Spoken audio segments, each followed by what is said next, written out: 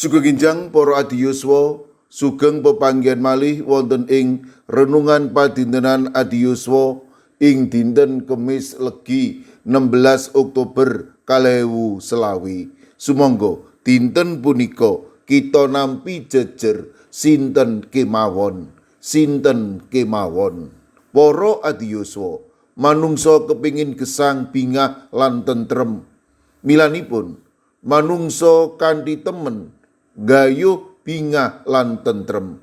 Lumantar mertombo amrih saras, mempeng makarya wiwit injang ngantos dalu lan menapa kemawon. Ewa semanten sampun ngantos supe dhateng Gusti minangka sumbering tentrem lan karahayon. Kabingan sejati ugi dipun raosaken dening Naaman senopati ing negari Aram. Lumantar Elisa lan berkahipun Gusti, piyambakipun pikantuk bagas kesarasan luar saking sesakit buduken.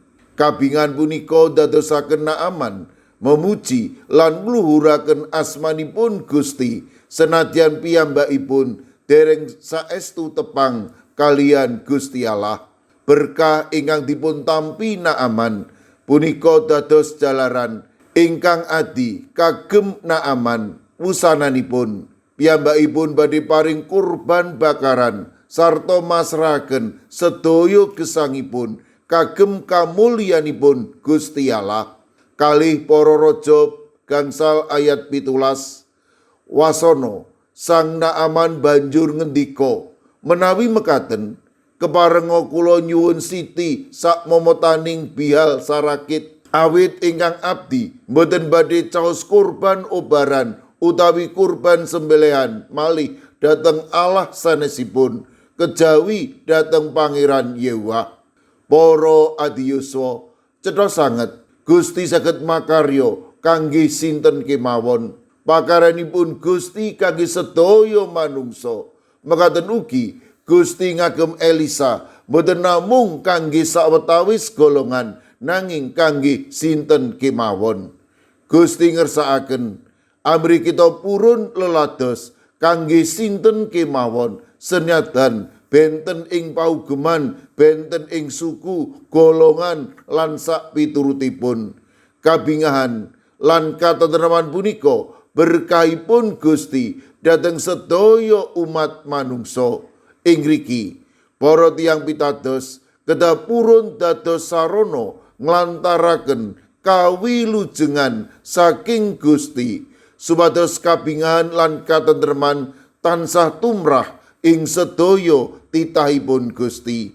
Sugeng dados talanging berkah kangge sinten kemawon. Amin. Sumangga kita ndedonga. Matur nuwun Gusti, dinten punika paduka paring pepemut bilih pakaryan paduka lan berkah paduka kangge sinten kemawon. Milanipun paduka berkawula amrih kawula ugi dados talanging berkah kangge sinten kemawon. Kawula pasrahaken para adiyuswa ing pundiya papan, monggo paduka ingkang tansah nganti paduka ingkang tansah berkahi langkung-langkung para adiyuswa ingkang ringkih raganipun. Mekaten ugi kawula pasrahaken anak putu kawula ing pundiya papan sae ingkang sinau, ingkang makarya gesang bali wismanipun kawula pitados ing pundiya papan anak putu kawula tansah binerkahan lan tansah kakanthi dening paduka ing sadengah kawontenan. Mirunggan kawula masrahaken Bapak Iwan wonten ing Purwodadi ingkang wedha sakmangke nembe nandhang sakit ing griya sakit. Kawula pitados paduka ugi ingkang tansah maringi kegiatan lan bagas kesarasan ingkang wetah peparing paduka. Kawula pasrahaken Bapak Kristanto Samban wilayah gangsal ingkang wedha sakmangke mlebet wonten ing ICU awit karena raganipun kritis.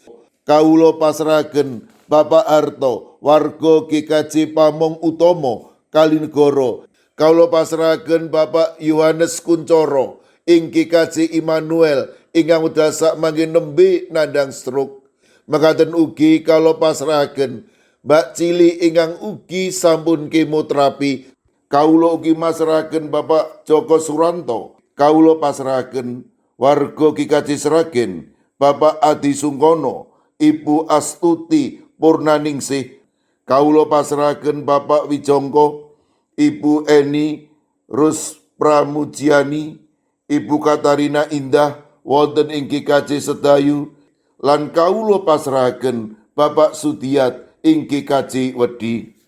Kawula pasrahaken sedherek kawula ing Kikaci Magelang, Bapak Wilin Jumairi, Bapak Mangku. Kawulipun sedherek kawula ing Kikaci Antepe, kawula pasrahaken Ibu Jumini, Ibu Maria, Ibu Paini, Ibu Jumina, Bapak Kustam, Bapak Joko Wahyu Adi, Mbah Jan, Mbah Tuminem. Sedherek kawula wonten ing Kikaci Ungaran, Bapak Hono Hadi Prasetyo, Bapak Resbiarto, Ibu Ratiningsih, Ibu Dewi Teguh, Ibu Kristini Sunaryo, Ibu Suhantini Hadiono, sedherek Dwi Putro, Ibu Sugito, Bapak Sembiring, Ibu Surisno, Ibu Munarti, lan Bapak Ibu Tugiman.